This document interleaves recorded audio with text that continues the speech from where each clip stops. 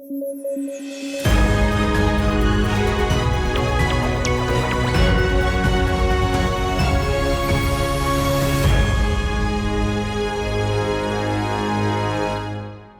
Minister Narendra Modi will visit Ukraine on August 23rd, marking the first visit by an Indian PM since diplomatic ties were established in 1992. PM Modi is scheduled to meet President Volodymyr Zelensky during his historic visit, according to the Ministry of External Affairs.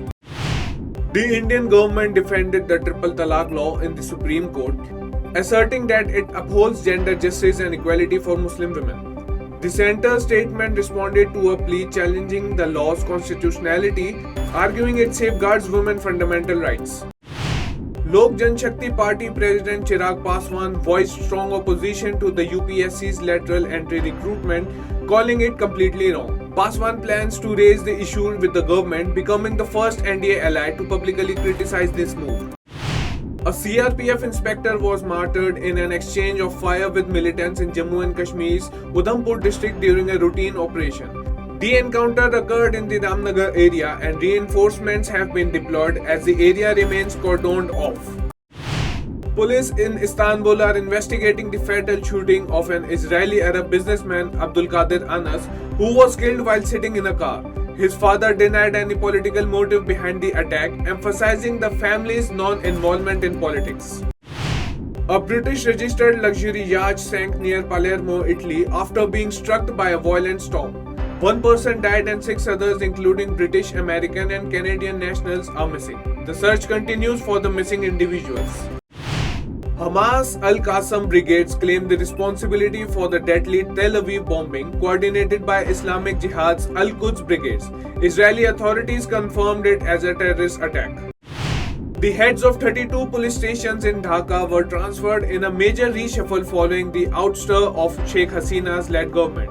This move completes the transfer of leadership at all 50 police stations in the city.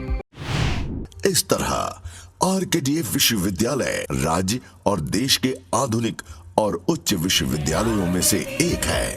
RKDF university, ये है RKDF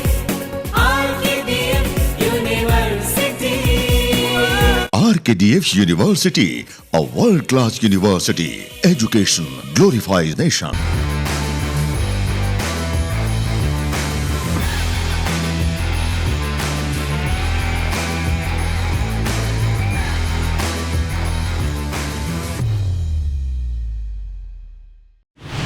The Union Health Ministry has alerted airports and land ports on the borders with Bangladesh and Pakistan to monitor incoming passengers for Mpox symptoms.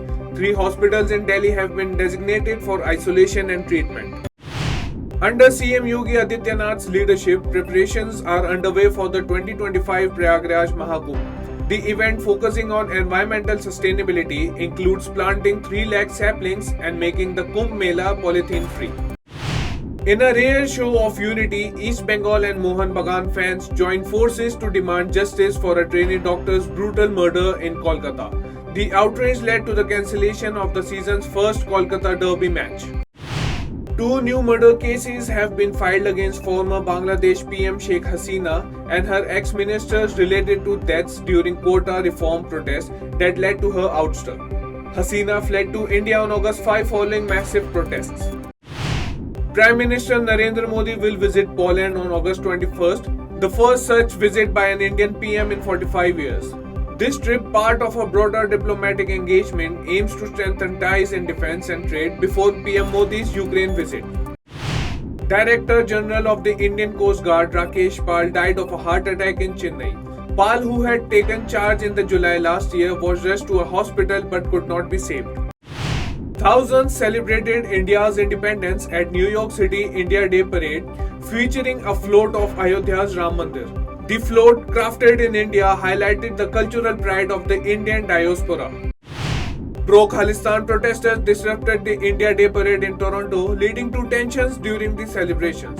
A video capturing the clash between pro-India and anti-India groups went viral on social media.